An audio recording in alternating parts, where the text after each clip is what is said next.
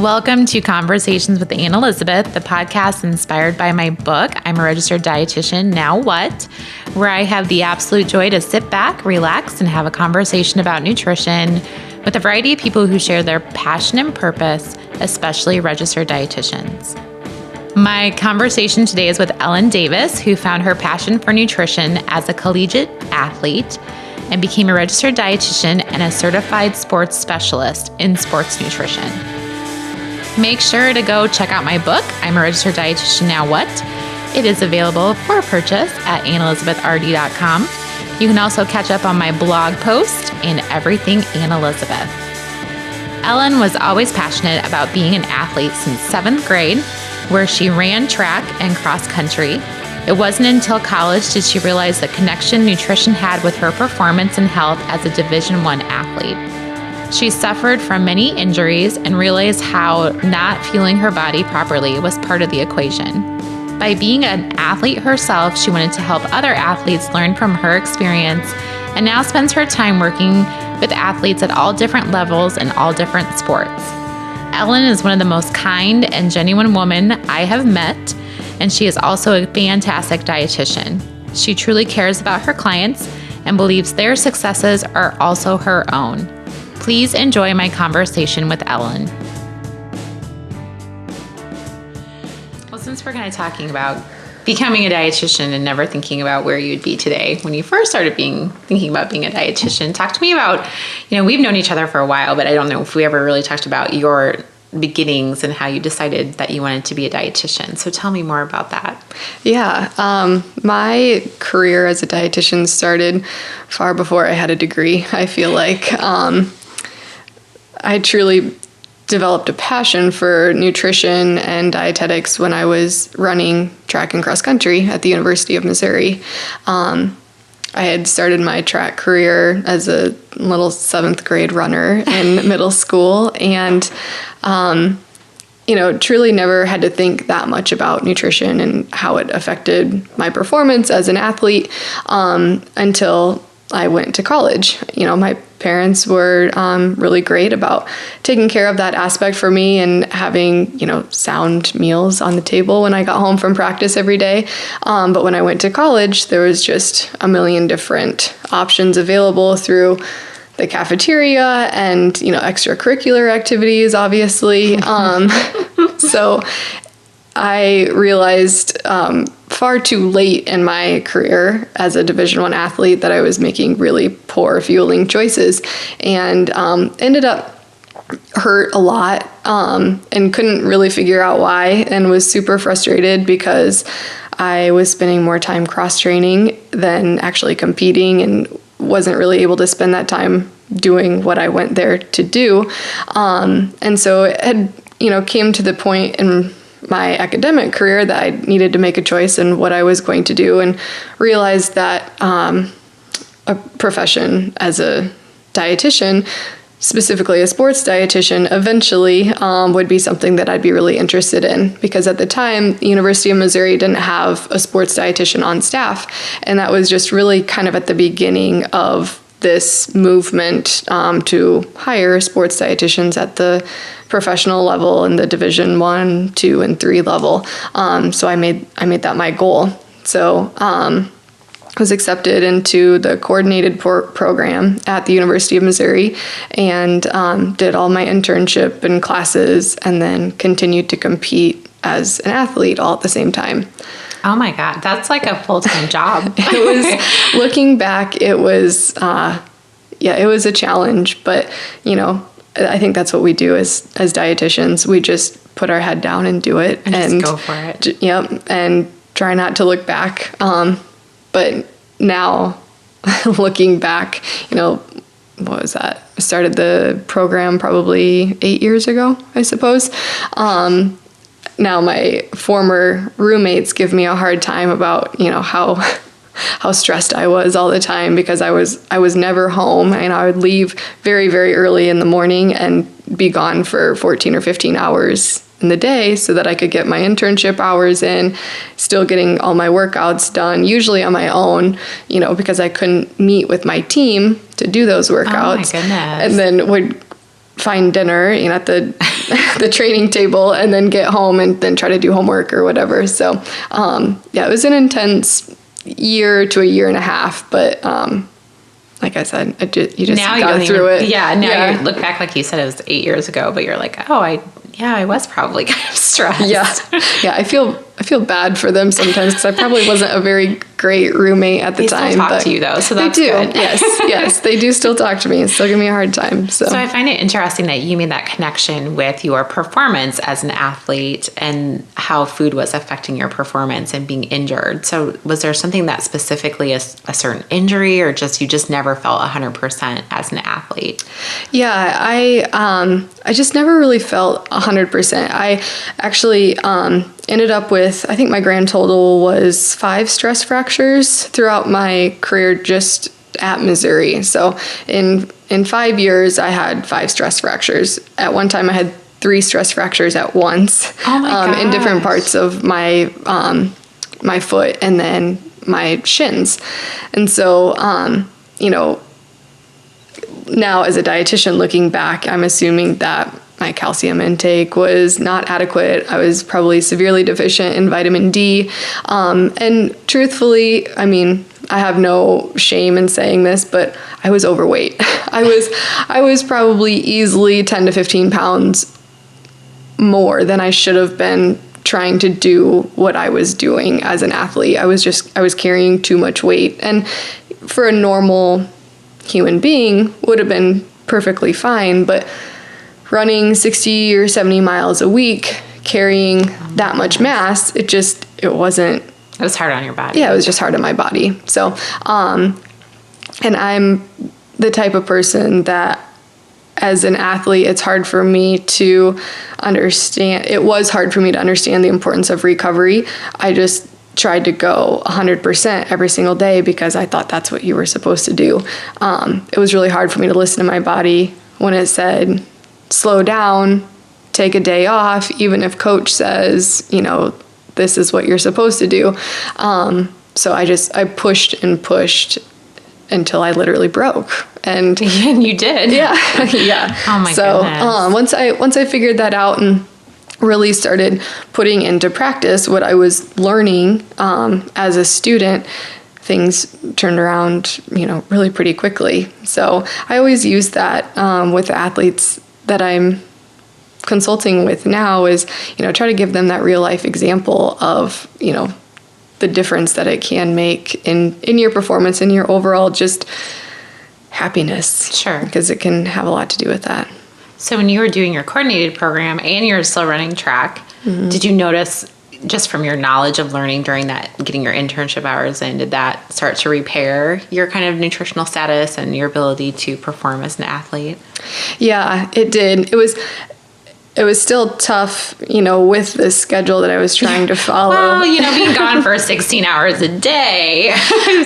Yeah, but I knew what I was needing to do from a nutrition standpoint. The recovery aspect was still probably lacking a little bit, but I was taking better care of myself. And then I also was able to shed a little bit of that light to my teammates as well, because,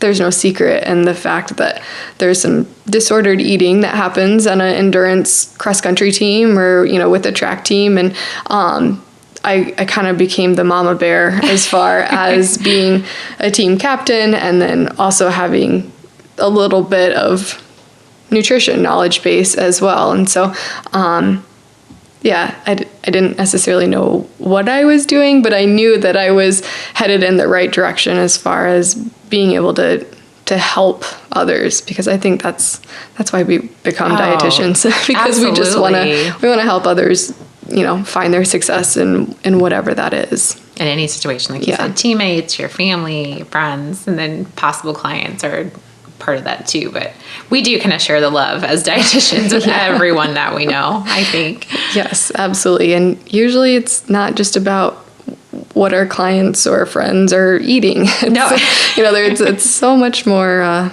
multifaceted than just their food intake. Absolutely. That's a great point too.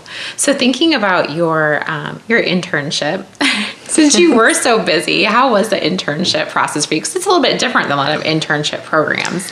Yeah, it was different than any other dietitian experience that I've met now in my professional career, because everything, once we were accepted into the coordinated program at Mizzou, that was it. There was no more application process. They just placed us into the different internship possibilities. Nice. Yeah, which was it was a blessing and maybe a little bit of a curse there, because we didn't have much say at all in what we were really interested in. So our internship was, very heavily clinical, which I know is pretty common. And a lot of what I was doing, because I was an athlete, and they were extremely helpful in making that a little bit more convenient for me to not have to travel that much.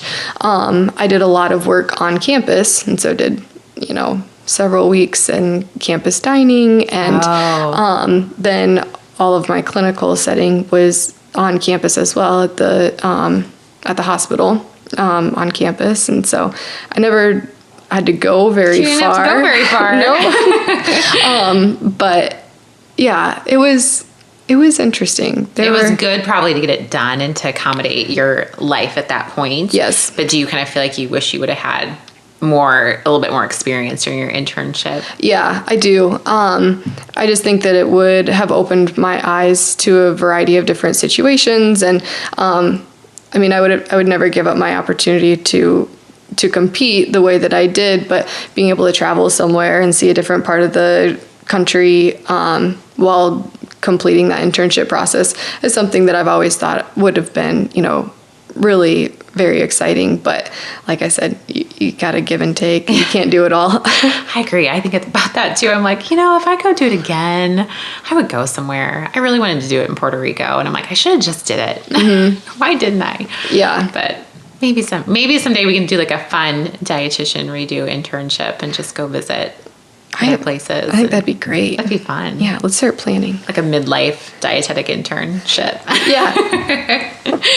So you got done. Was your internship program like 2 years? You said a year and a half? The entire program, the full program was 2 years. Now I ended up stretching mine out over like 2 years and half of a semester. Okay. Because in the spring of my final year, that was when the internship was crazy, full time, 40 plus hours a week, and we were traveling every single weekend for track, because we had a meet every single weekend, and we generally left on Thursday or Friday. So it was just physically impossible for me to, be two places at once. So again, the program was awesome in allowing me to take that block off. So I had 6 weeks where I was just able to focus on competing. And then I finished up my internship in the summer after I was to actually graduate. So I walked for graduation in May, and then actually graduated in August, and then started my professional career later in August. That's awesome. They accommodated that for you. Yeah. That's amazing. Yeah. I had a teammate who had gone through the dietetic program just 2 years in front of me, and so she kind of paved the way. Wow. And she had done it. Yeah. So it was as seamless as it could have been given the situation. So yeah, I was super grateful that they were able to help me out with that. Did you, when you chose college, was college kind of the primary thing was track? Is that kind of how you chose the school that you went to? Because obviously you didn't quite get to that dietetics point until a bit later in your academic career. So yeah, track of course had a lot to do with it. I'm the youngest of 4 children by quite a ways. My next oldest sibling is 6.5 years older than me, and I've always joked that I've had 2 sets of parents, my parents and then my siblings also, who treat me like they're used to treat me more so like one of their children. Mm-hmm. And I felt really strongly about getting away a little bit. I needed to go far enough away that I could really stand on my own 2 feet and kind of figure life out, because I felt like I had been a little bit sheltered throughout my life. Sense. And so a lot of it had to do with scholarship opportunity and, what that was going to look like financially, and what was going to be the best situation from a coaching standpoint and teammate standpoint. And Missouri just seemed to be the right fit for that. So, and hindsight's always 20/20, but I would never give up the relationships that I developed while being at the University of Missouri. Now, if in a different world, I don't know that I would have done that exact same thing given another opportunity. But like I said, it was all meant to be. It was all meant to be, yeah. And it just happened to be that Missouri had a great dietetic program. That's amazing. Yeah, I had gone originally for physical therapy, and in my first semester, this was this silly, stupid 18-year-old in me. The physical therapy program had just transitioned into a doctorate program. And so in my naive 18-year-old mind, I thought, I would have to stay at Missouri for 7 years or however long it was going to take me to get through the doctorate program. I didn't realize that I could go anywhere after I graduated to do my doctorate program. And I was extremely homesick, and I jumped ship immediately. But now looking back, again, it all worked out for the best, but that's where I started, was in physical therapy there. So. Well, it still kind of ties into your athlete kind of person inside of you too. So you were going to be on the right track regardless. Yeah. So. I knew that something science and health related was where I wanted to be and what was going to be the good fit for me. So it was just a matter of which direction I went. That you went. Mm-hmm. So you finished your internship and you started your professional career. So was there a lot of time in between your internship, your tests, and then your first job? So I was finished with my internship probably mid-July, and I did what every college student thought that they were never going to do, and moved home and lived with my parents for, I think it was 2 weeks, probably. And they were great. They didn't care. I knew that I had a job. It was just a matter of time before I could get started and find an apartment and all of that. And truthfully, it was 2 of the best weeks of my life, because I knew that it loved having you there. They did. We went on day trips, and it was just my mom and dad and me. And it was pretty hilarious. But then moved to Des Moines and started my job. I think it was August 22nd, and then sat for the RD exam the first week of September. So you were hired before you ever took your exam. Mm-hmm. That's amazing. Yeah. I would have enjoyed those 2 weeks too. I would have took many day trips and had a blast. Yes. And, kind of with the lingering thought of, I got to take this test in less than a month. And so that was a little bit terrifying, but, it was fast and furious, and got the studying done and got it taken, and the rest was history. Yeah. It's over. Yeah. Thank God we don't ever have to take that again. I know you will always maintain that CDR, so you don't ever have to take that test again. Yes. Even if you don't practice as a dietitian, I still think I will be 110 and still have mine. Yeah. Yeah. just out of pure fear. Yes. Of ever having to take that test again. Yeah. I was reminded of that feeling this past February when I sat for the CSSD, the Certified Specialist in Sports Dietetics, which, brought all of those same emotions back, and, the anxiety and the tension. But the difference with that was you didn't know right away if you passed. You had to wait 6 weeks in order to get your results in the mail. And so they still send them in the mail for that. They do. Mm-hmm. Huh.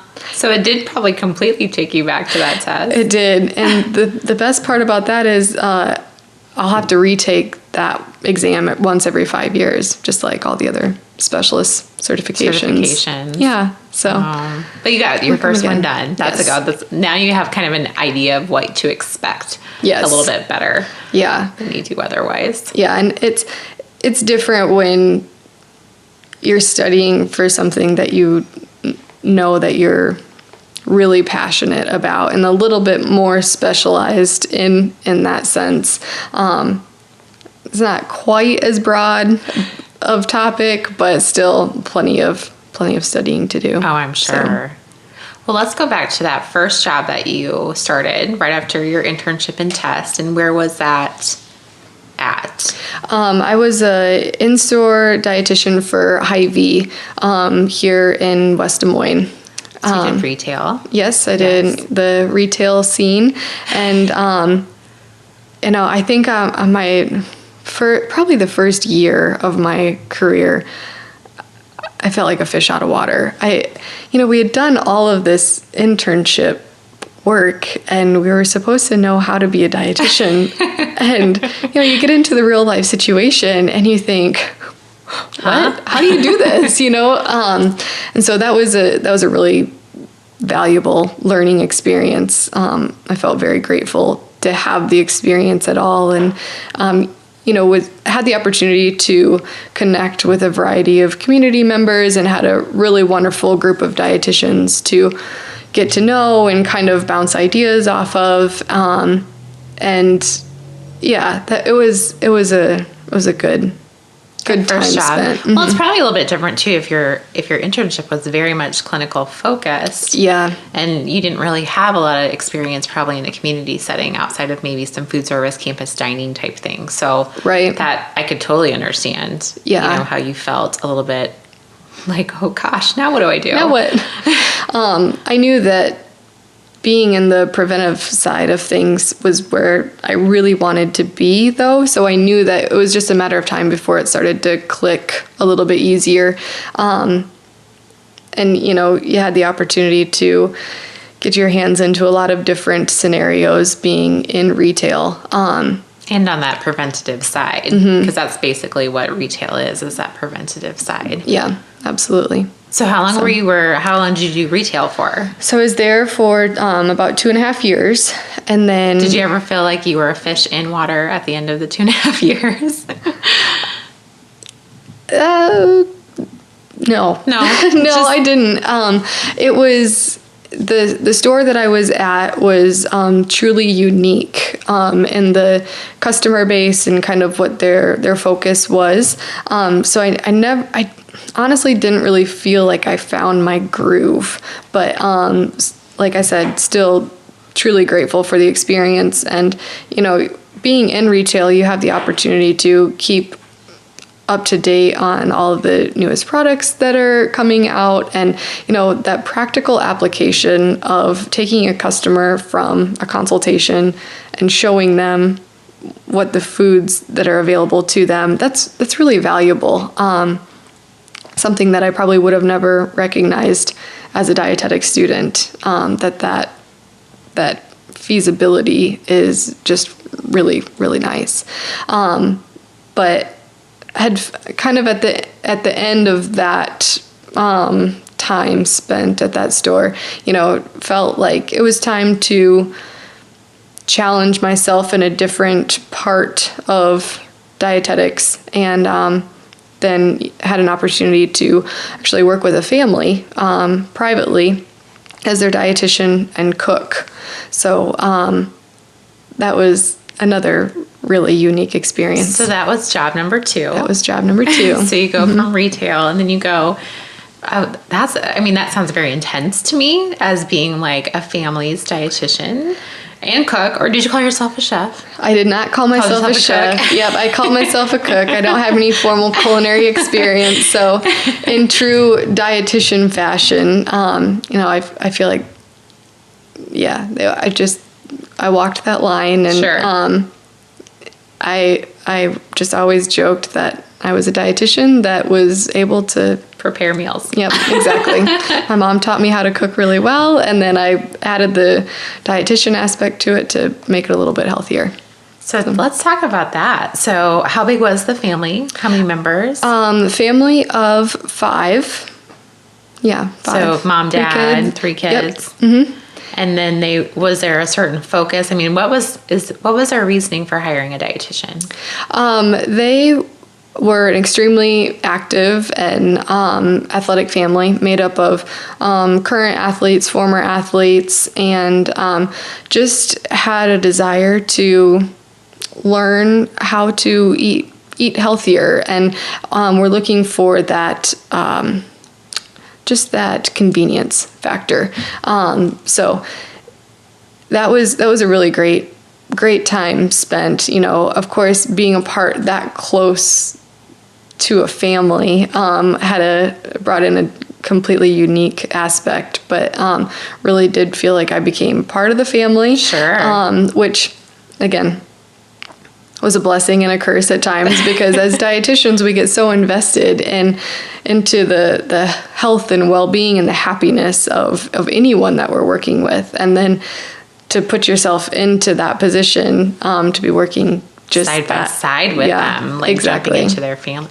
Were you very intimidated in the beginning of, you know, what they liked to eat and how their dynamics worked? And I was. I think part of that was because I didn't have any formal culinary experience. And, you know, my husband now, who's just my boyfriend at the time, he was really my only food critic. And, you know, he likes anything. So, I mean, if it wasn't raw, he would eat it. And, you know, it was a little bit, it was very intimidating just to be preparing that many meals for a family like that, you know, just to hope that they liked what you were making. And you know, they were not picky at all, and were, you know, very supportive, and gave good feedback too, whether it was, you know, good or bad. Criticism. Yeah, yes. Exactly. So I really do feel like I developed, you know, very much more broad sense of what I was comfortable preparing, and just pushed myself outside of my comfort zone, and figured out that my wheelhouse was a little bit bigger than what I had originally figured. So when you working with a family in that situation, were you the first one that they had ever hired? I was, yeah. They had never worked with a dietitian or cook before, and so this was kind of a new thing for them. So it was a learning process for everyone, and so there were some challenges to get through, you know, with scheduling and, you know, expectations, and just like I said, being a part of that family dynamic. But I feel like it was a really great learning experience to work that closely with a family. And, you know, my boss was eating my meals every, you know, 3 times a day. Exactly what you wanted him to do nutritionally. Yeah, exactly. And so that provided an opportunity for really working on communication skills, and just really, you know, forcing myself to be open and, you know, not harbor any feelings or emotions, because it didn't get you very far in that situation. So, well, and you said it was more of a very athletic family. So that did that kind of bring you back to your kind of sports dietitian, sports nutrition kind of likes and wants and passions that you had? Yeah, it really gave me an opportunity to pursue that specifically. And I didn't realize it in the beginning, but that's truly what was going to really pave the way for kind of the future. Because, you know, starting back in college, I knew that working more so with athletes or active individuals was what I was truly passionate about. And I knew that it would happen at some point. I just didn't know how or when. And little did I know that that's what was going to kind of push me in that direction. Well, that's a great opportunity for you too, because it probably gave you more of like you said, you had that good outlook on, oh yeah, I could do some of this with the sports dietitian nutrition things. And that was a good segue into kind of what you're doing now as well. Yeah. So how long did you work for the family then? I was with them for 3 years and 1 month. So just over three years. Yeah. Which probably I would have to say maybe the fastest 3 years of my life. Was it? Yeah. And there was a lot of, a lot of things that happened personally in that 3 years. And, it was an interesting kind time. of a critical time in your life, like you said, personally and professionally, because you also got married and you're doing all that life work balance with your job and with your home life. And yeah, absolutely. I got engaged, bought a house, got married, got a dog, all in that short amount of time, which 3 years, it's not short, but just a lot of things. So, well, and I think it was kind of what it sounds like too. It really did confirm to you that you did want to head into that sports nutrition, that future for you. And so that was a great building block for you to kind of get those basic understanding and then moving on to the next chapter. So let's talk about your current chapter, which is exciting and fun and doing. Did you take your certified sports dietitian test prior to your new chapter, or was that while you were with your family?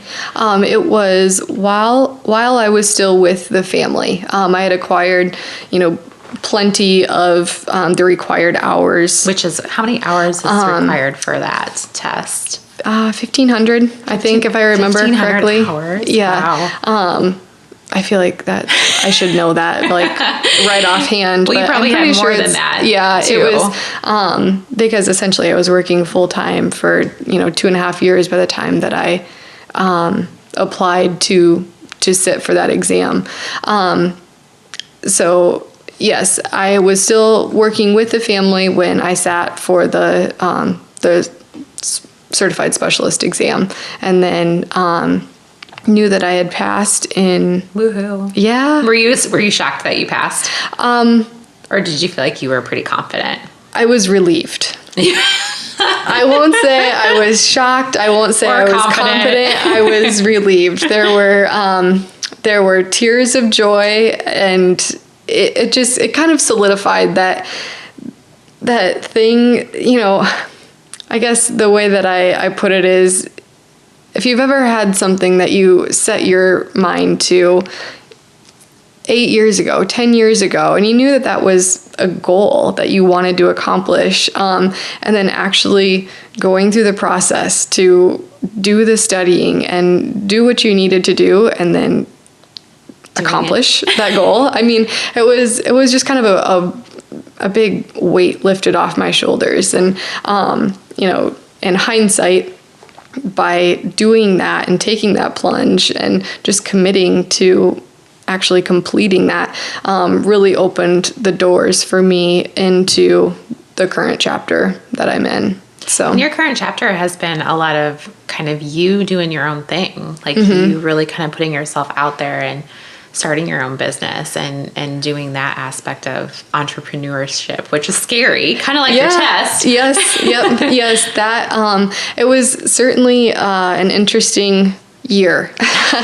The year of 2016 has been, a lot of ups and downs, a lot of roller coasters with passing the test and then, starting my own consulting business and kind of figuring out what direction that was going to go, because anytime you're out on your own, it's scary. Oh, sure. The unknown is just that. It's very much unknown. And so you really have to learn to push yourself and do some things that you're not really excited about doing, but you have to, because they have to get done and there's no one else to do it for you. It's just you. But yeah, so started Davis Sports Nutrition and started consulting with endurance athletes. In that were like running triathlons. Triathlon, marathoning, some cyclists, but primarily triathlon and runners. Yeah, which having a background in that was, of course, helpful. Gave me a little bit even more credibility than just being a sports dietitian. And it took me a while to realize what my true, my primary reasoning for wanting to do that was. I knew that there was a part of me that missed that sense of competition, and I wanted to still have that be a part of my life in some way, yet not necessarily be the one competing, because as you get older and you grow up a little bit and you mature, you figure out that life's not all about just that self gratification and stepping on a line and looking around and thinking that you can beat everyone else there. You actually have to do something with your life. And so I in hindsight, I figured out that I wanted to be able to help those people in some way, and obviously that was through the use of their fueling tactics and helping them understand the benefit of fueling their body properly in training and in competition. So that goes back to what we said about dietitians, that we really truly just want to help people, and that's what you wanted to do. So how was working with your own athletes, and how was having your own business, and besides doing the things that we don't want to do, which was probably a lot of that on occasion, but has that been exciting for you, and do you feel like it enlivens you and makes you really happy? Yeah, it is. It's truly exciting.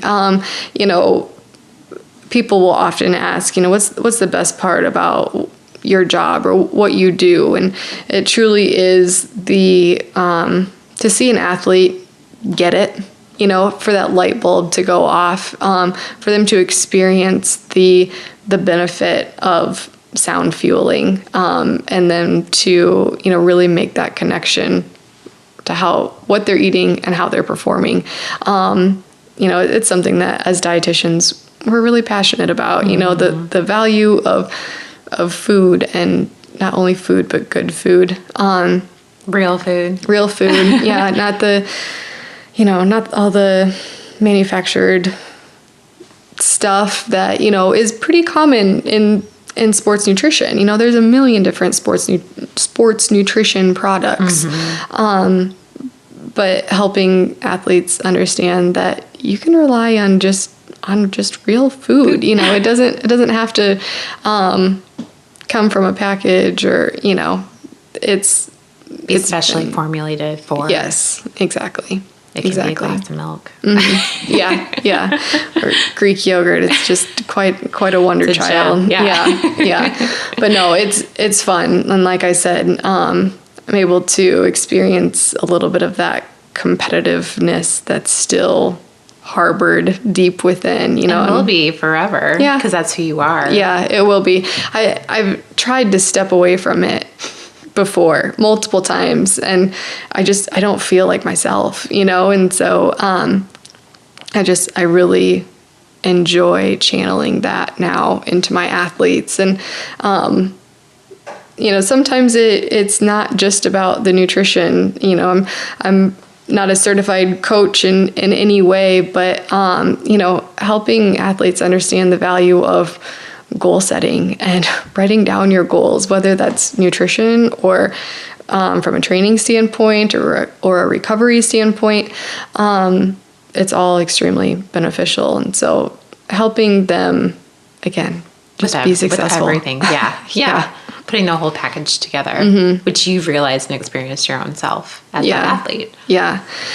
Because I think, and I'm totally guilty of this throughout my former athletic career, but helping athletes understand that it's no longer just about the training that you put in. There's so many more little aspects that go into being successful. Taking care of the little things. I talk about that with my athletes all the time, and it's not just about the little things with nutrition. It's, going to bed at the same time and getting up at the same time, and, all of those little things that come together and kind of, I feel, make me a little bit more of a full package as a sports dietitian, because it's more than just about the food. It's more like more life coaching, do you feel like, too, along with, I know in a sense, in a sense, like health coaching / life coaching when it comes to how devoted your athletes are. Mm-hmm. Yeah. And I've found pretty quickly that just like when I was consulting with patients from a general nutrition standpoint with athletes, you really have to assess their readiness and at what level they're ready to approach their fueling needs. Because, there's a wide range of athletes or just active people in general. And you really have to quickly figure out, are they just wanting to complete a 5K, or are they wanting to qualify for the Olympic trials? It's big difference. Big difference. Huge difference. And I think, because we've worked with a wide variety of patients, clients, individuals, we know that everyone wants to make the good choices through nutrition, but not everyone is ready to actually execute that, and that's okay. There's nothing wrong with that. As I tell my athletes, if you can make one positive change in your fueling plan, I'm good with that. Yeah. Yeah, you're like, that's great. Yep. Start the recovery process. Eat something, when you get done with a hard workout or a big tournament or a game or whatever that is, because that's a step in the right direction. So do you work with all ages of athletes? Kind of what's the spectrum for you? Is there a certain age group that you like to work with, or? I'm working quite a bit right now with high school athletes, which has been really interesting. That's kind of in my opinion, it's a little bit of an untapped market as far as performance fueling is concerned. There's several dietitians now throughout the United States that are kind of gearing towards that environment, that population, because we are seeing that there's sports dietitians being employed again at the university level, at the Division 1, 2, and 3 level. Probably have one at your college now. Do you have one at your college? We do. You do? Yeah. Yep. And actually the dietitian who was hired shortly after I graduated from the University of Missouri, was in the dietetic program a year behind me. Oh, really? Yeah, so she was a strength and conditioning coach within the athletic department and went back and got her dietetic degree. And so It was funny. We went back and forth quite a bit. And then, she was the sports dietitian then when I left, and now she's at Baylor. And then the University of Missouri has another dietitian too. And so it's fun to follow and keep up with all of these different, networking dietitians that we're familiar with. But the high school athletes, I mean, that, because ultimately they're trying to do kind of what you did, like, thinking about where you're going to go to college and what kind of, if they're going to get to sports in college, they need to start doing it in high school, not just when you're in college. Yeah. And the cool thing about working with high school athletes is that, again, there's a very broad spectrum of commitment and abilities and interest. And although I'm working with them from a fueling standpoint, thinking about food as fuel, it's not just about food as fuel to be an athlete, but it's also teaching them to start thinking about the impact that food has on their health and well-being, and if that takes taking a athletic angle to it, then so be it, because if that's something that's going to resonate with them, then I'm all for it. Are you seeing really good success working with some student athletes and just changes of behavior and understanding? Yeah, it's actually surprising to me, the knowledge base that isn't there, I guess I'll say. And so that's been really fun to kind of challenge myself to take a step back and really get creative in figuring out how to connect with them. But then, yes, seeing some really great success, working with a couple of different high schools in the area, and they're two very good high schools from an athletic standpoint and academic standpoint, of course, too. But yeah, definite potential state champions coming up. Oh, wow. And just really good team, really solid team performances that we've seen in the fall sports, and now we're gearing up for winter sports as well, and that'll be really exciting too. And those are longer seasons too. Yeah. Which we talk a lot about, the fact that their seasons are longer and the importance of taking care of yourself throughout the season, because unfortunately in recent years we've seen some of the local high schools, get run down or hurt or sick, going into championship season, and that can totally derail a 4 years plus of really hard work, and no one wants to lose a state championship because they had the flu or something silly like that. So we're taking a lot of time to talk about the value and the benefit of sound fueling tactics, eating breakfast, eating consistently throughout the day. What does it mean to optimize your protein intake throughout the day? What does your recovery fueling look like? Just kind of all those little things. And I'm actually surprised at the fact that they weren't really thinking about that at all before we started working together. And so I'm not trying to toot my own horn, but I'm just... No, you should though, because you're having some great impact on high school children that didn't have any impact when it came to nutrition. Mm-hmm. So yeah, and it's been really fun to get to know them too, and I am sure it is pure entertainment. It is. Yes. Do you work with girls and boys? Are you working with both male and female athletes? Both male and female athletes. And, it's fun to work with both. I truly don't have a preference at all. With the female athletes, it's interesting because, they have some unique needs just from their nutrition standpoint, and to have them start to understand that and start to put some pieces together as far as what they're currently doing and what could maybe be more beneficial or more helpful would be it's good. I'm sure you have some very interesting conversations. Do you work with family? Do their parents become active in this with them, or is it mostly just the student?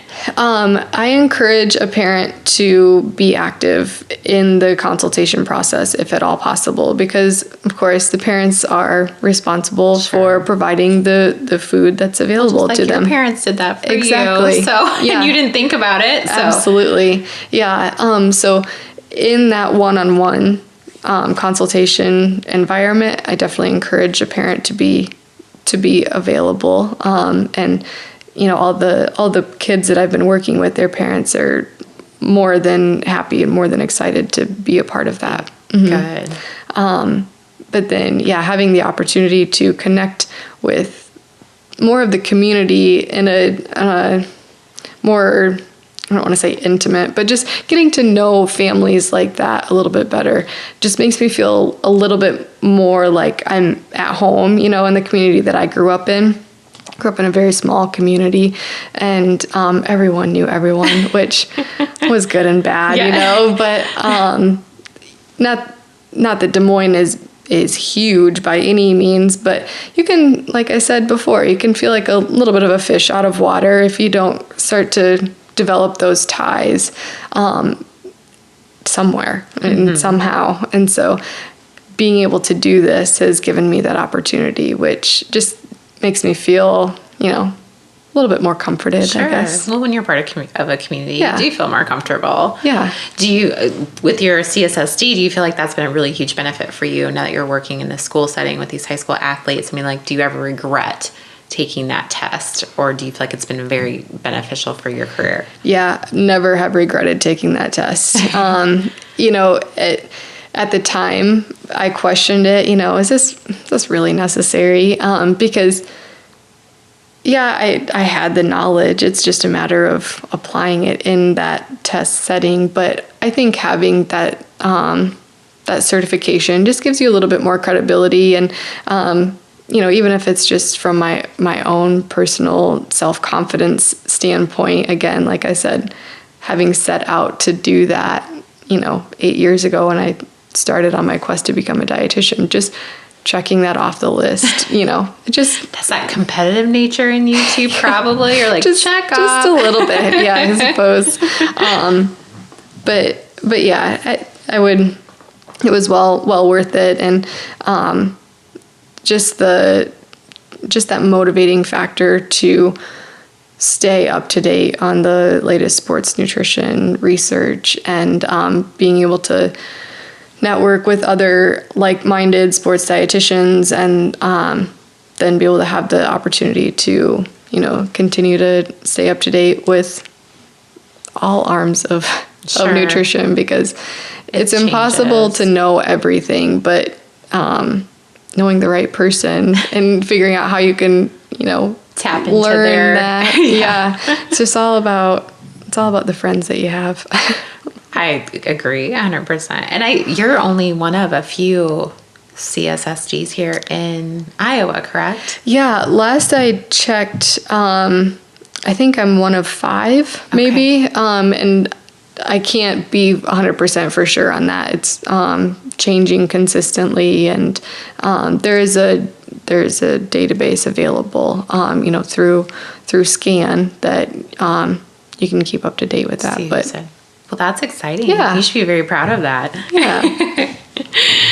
So when you think about, we just kind of talked about your dietitian life, and to this point, do you really feel like you're living out your passion and your purpose as a dietitian? I do, more so now than ever.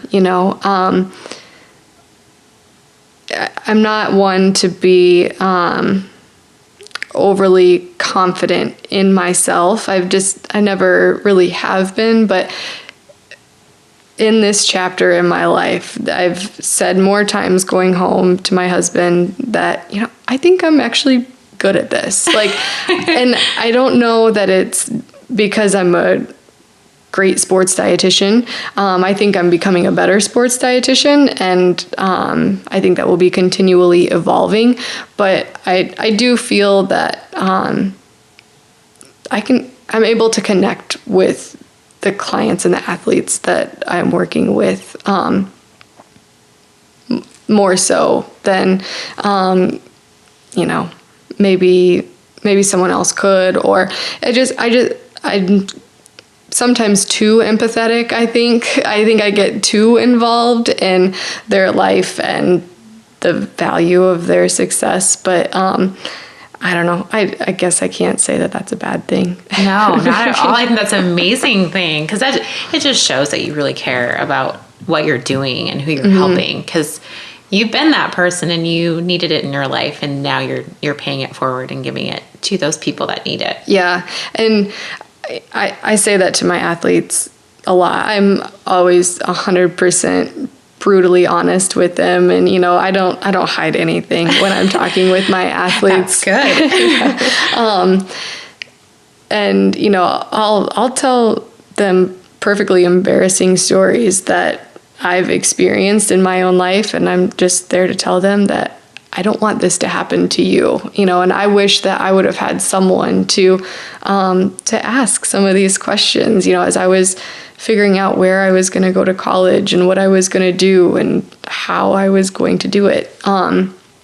Because like I said, growing up in a really small community, we just didn't have as many options available. And so I've always felt pretty passionate about providing that for the next generation. Well, you're a mentor then too. You're really mentoring, and you're being professional with your nutrition advice. So that's, I think, very important. And I think as dietitians, we are natural mentors in a way.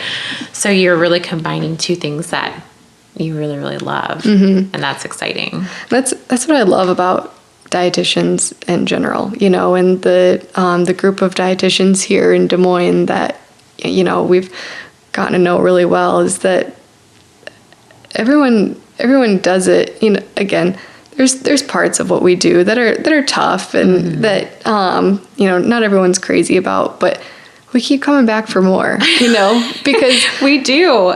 because that's just the type of people we are. And working with people who are passionate about what they do makes it not seem like work. Sometimes. And if you do feel like it's working, then you need to call someone and get that rejuvenation back. Yes. Lunch dates are great. Lunch dates, they're a necessity. Yes. Well, thank you so much for sharing all those amazing things that you're doing now. And we will have a follow-up, I'm sure, because there's a lot more ahead for you, and I'm excited for you in your future. But I can't wait to hear more about your high school athletes and your business and all the exciting things going on in your personal life as well. But I do have some fun questions for you. Those were all tough questions, so these are fun questions. So what's your favorite food?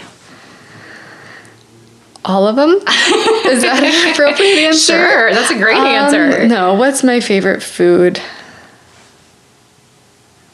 Oh my gosh. This is a hard question. As a dietitian, this is a hard question. I know.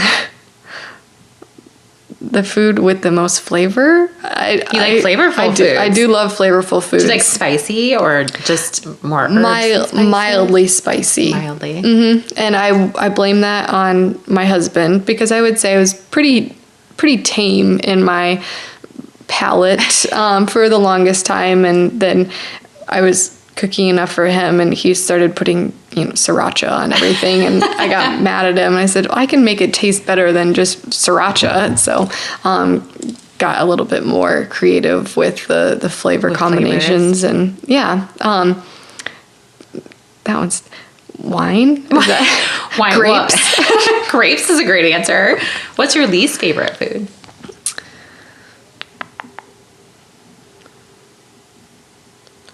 I don't love mushrooms.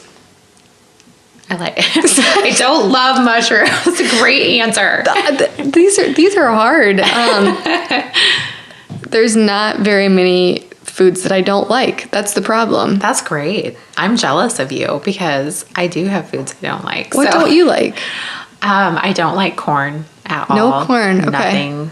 But I like things made from corn. Okay. So I love popcorn, and I love corn tortillas and cornbread. It's weird. Mm-hmm. I don't know. Yeah. I'm from Iowa, and I don't like corn. Growing up on a farm, on a primarily pre-parent, you know, planting corn, and we had sweet corn all the time, and I probably wouldn't have made it very far in life. Well, it sounds like you and your husband are a pretty good match then, because if he likes about everything, and you guys don't have really any issues. We don't have very many issues. We both share a distaste for mushrooms, which is kind of ironic. Unique. The only other food that he doesn't like plain tomatoes. Oh. And I used to not like plain tomatoes, but now I do. So yeah, we're kind of weird. They're funny. What's your favorite drink? A Moscow Mule. Is that fair? Yes, absolutely. Absolutely. My favorite alcoholic drink would be a Moscow Mule. A non-alcoholic drink, chocolate milk. I love chocolate milk. I do too. I had some yesterday. It's like dessert in a cup. It really is. Yeah. So good. Yep. What's your least favorite drink? My gosh. Should have been prepared for these. My least favorite drink. Oh, I don't like eggnog. That's one thing that I just really don't like. I am with you on that. Yeah. I've never liked eggnog. I haven't either. Well, we won't have it at the holiday time. Perfect. We'll have wine instead. Good. What's your favorite smell? I've been really into eucalyptus lately. And I don't know that would be my forever favorite smell, but I had the opportunity to travel to California this summer to see where my husband was born and kind of see where he started. And for probably 2 or 3 years, he's been trying to explain some unknown smell to me that he really wanted to get to put in our house. I was like, what are you talking about? He kept trying to tell me it was like frankincense, or I was like, that does not sound great at all. Like, I don't think so. Well, when we landed in California, it hit him. He was like, oh, I can't wait to smell the eucalyptus trees. I was like, really?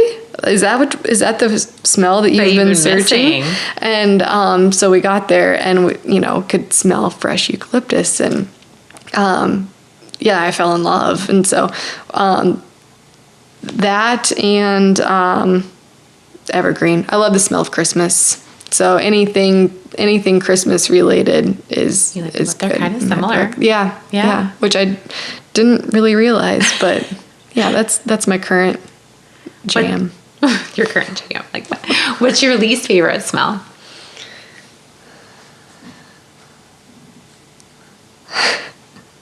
I'm thinking of my dog right now, but that's not very nice. My least favorite smell. Wow.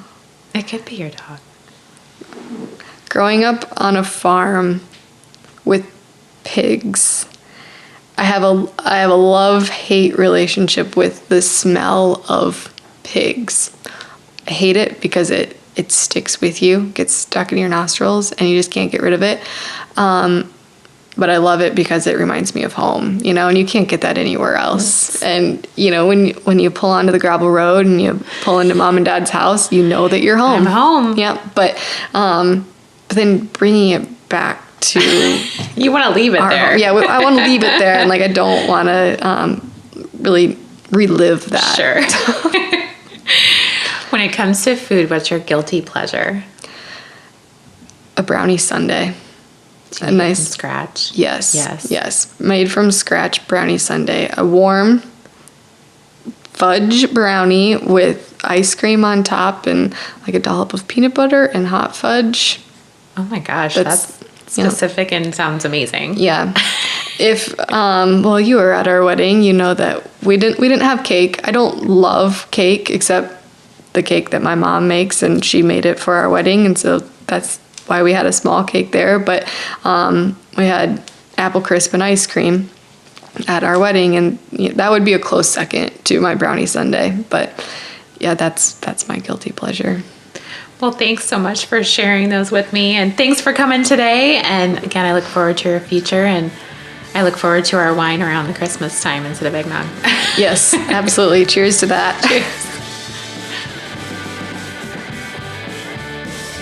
It's amazing to think that Ellen is only one of about 5 specialized sports dietitians in Iowa. Kind of shocks me, but it does say a lot about how her passion for sports nutrition since she was 13 is now carried on with her as an adult. She is truly helping athletes and children take better care of their bodies with good nutrition and actual real food. Please go to AnnElizabethRD.com where my book, I'm a Registered Dietitian, Now What, is available. You can also find all the show notes and links to things we chatted about, and connect with me on Twitter and Instagram at AnnElizabethRD. Remember to be great always, find the joy in each day, and to start a conversation that truly matters.